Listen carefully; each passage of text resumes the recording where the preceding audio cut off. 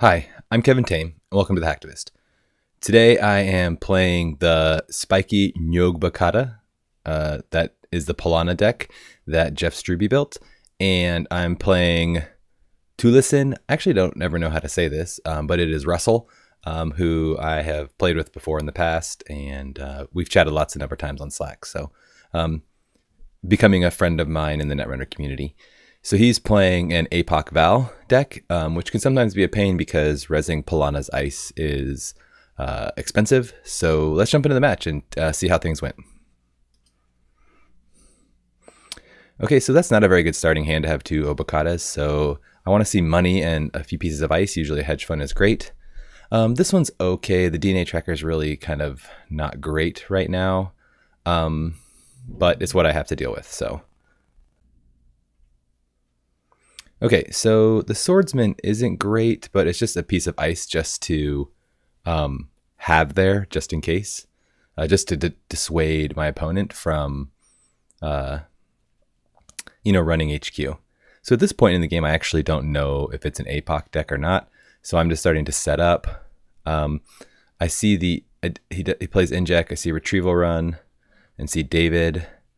The employee strike is kind of unique, so I had kind of an idea that possibly it could be an Apoc, but I'm just kind of playing my game as normal, letting Maryland tick down. Then I'm going to start jamming these NGO fronts.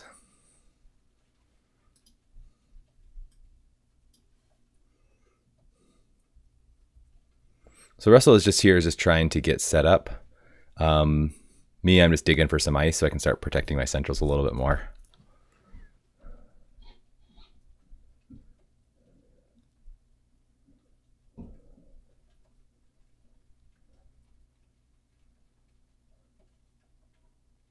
So at this point, I still am unsure of what he's actually doing. The David is a bit of a pain because David, gets through DNA tracker pretty easily. I see this en passant, and this is what actually the big red flag for me to realize, like, oh, this this might be an Apoc deck. Yep, and then I see the DDoS, and then that's confirming like what I thought. So now I'm in a position where I know I might lose all my cards next turn. And so I just go ahead and I advance. I am trying to think through how to deal with the Apoc. And so I don't think there really is a way for me to. So the solution I'm thinking is, it's probably best just to either gain money and just like assume that it's going to happen, and then not waste my Kakugo on trashing on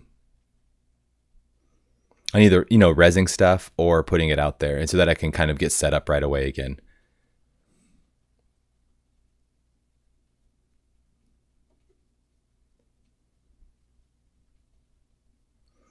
So I'm assuming he saw like an Obokata or something like that, and he doesn't want to hit the Apoc. Yeah.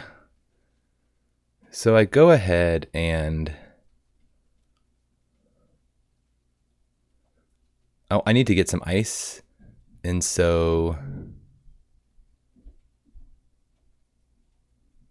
I go ahead and I said I just decide to jam, and I forgot about the wanton destruction play. It might have been better to protect HQ, but it's okay. I have genotyping to kind of bring things back, get some ice, because that's my main thing I really want to get back. I do bring an NGO because of money, because if you have to keep advancing or rezing your ice, it can become a problem. Here he can't really contest this Obokata, so I go ahead and I just score it out. And now I'm in a position where I just need to kind of start rebuilding my board, getting ice. And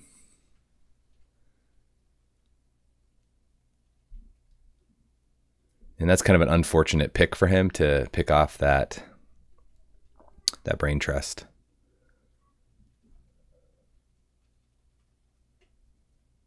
So I don't really care about icing HQ right now. I'm debating here how I want to do this.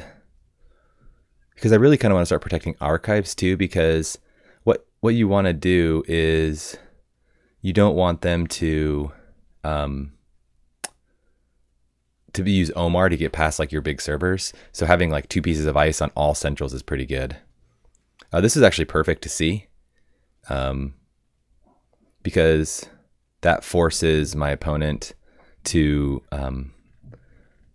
he has to actually contest this. If I can kind of jam out before he can APOC me again. And then the reason I put out this, I'm not getting the full money for the NGO, but I want to force him to come and run if he wants to. So this is great. So I see another agenda. If he doesn't run HQ, I'm in a pretty good position here. So he goes ahead and res it, comes after that, which is good. All honesty, I really haven't had to res ice this game, so I do have a lot of money.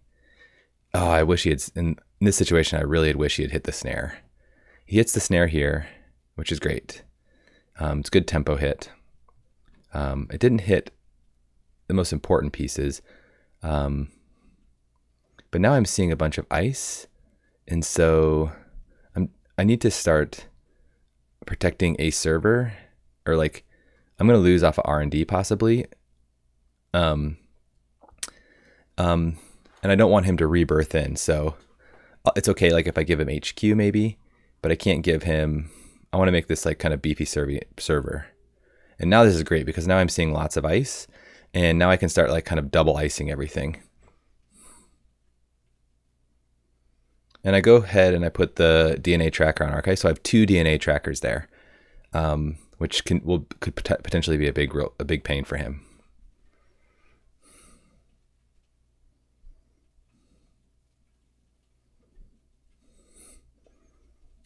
So I have the biotic, which is great because now I just need to draw in. Oh, actually, unfortunately, I don't have any more 3/2s. So I actually have to score an Obokata. So this makes it infinitely more difficult. So I do need to lock him out.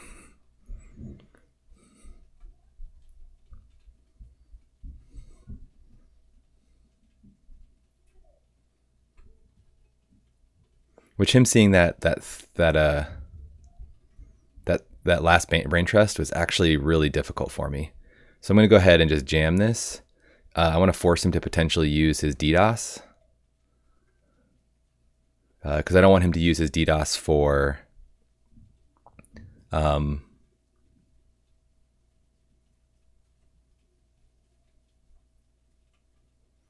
it looks like he's going to do an en passant play on me.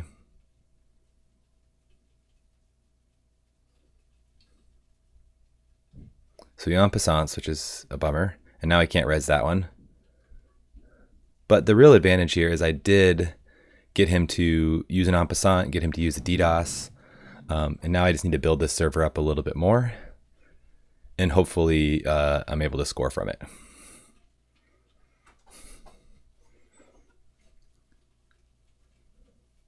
So he has 2 DDoSes that he's played. So he has one more. And he's recognizing what he would have probably liked to have done was run HQ first and then run and jack out of the remote. That would have been a better play for him. So this future perfect is a problem. I don't want him to hit it, but if he comes and face checks this Anasi, that's pretty good as well because MK Ultra is just really bad. Okay, so he has a DDoS now online. And he's probably wanting to set up the next Apoc here.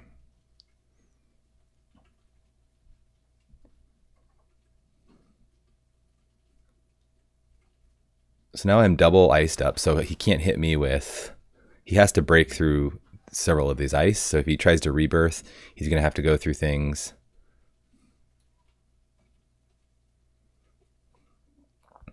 And now he's actually in a position where he has very low cards. So this is very good for me because I want to make it a situation where he can't steal Obokata, where he's just out of cards. And he's almost to that position.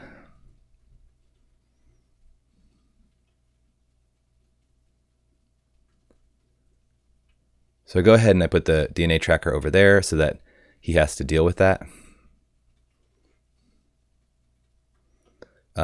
what I'm trying to do now is I'm just trying to tax him out of these remotes and avoid an Apoc. And if I can get 2 more net damage, then that's great. So he has to deal with this DNA tracker, which is pretty expensive even for Eater. And he has to deal with that one. And since he's using Eater, he can't access any cards, so my stuff's pretty safe. But that cost him a whole lot of money to break.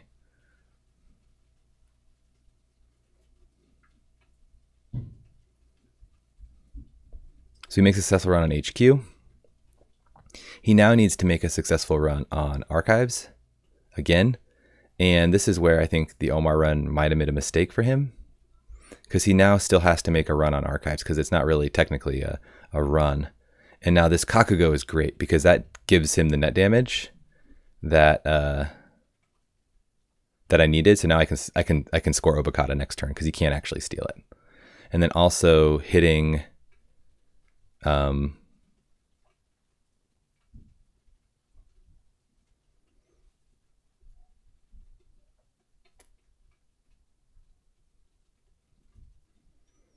yeah, now he has to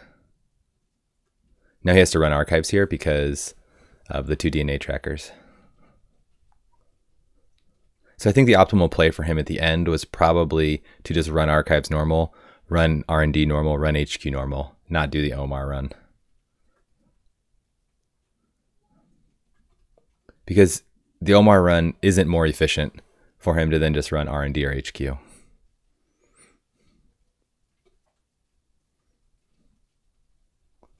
And now he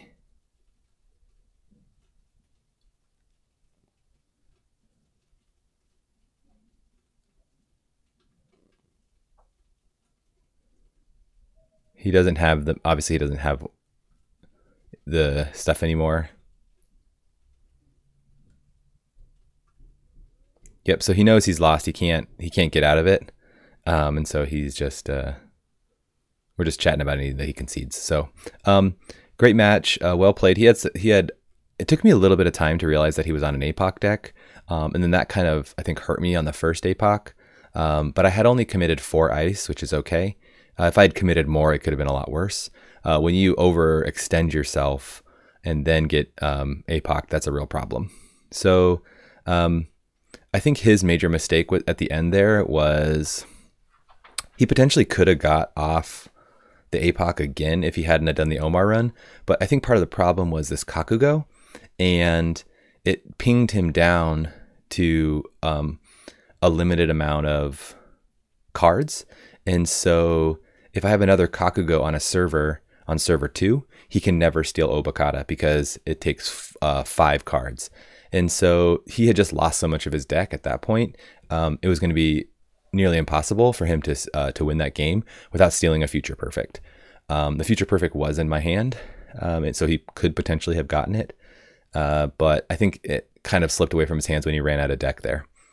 Anyways, this was a great match. Apocalypse decks can be really hard. It's obviously great if you can realize that they're on Apoc early, because then you're able to set up your servers in a way to protect against the Apoc. Crisium Grid is I think a good card to include in this. I don't know if this version, I don't think this version had Crisium, but I've been seeing a lot of Apoc decks and where they need successful runs on all sorts of different cards. So Crisium seems like just a good include in these Polana decks to prevent the Apoc. Anyways, thanks for watching this. If you have any more questions or comments, please comment below. Thanks. Bye.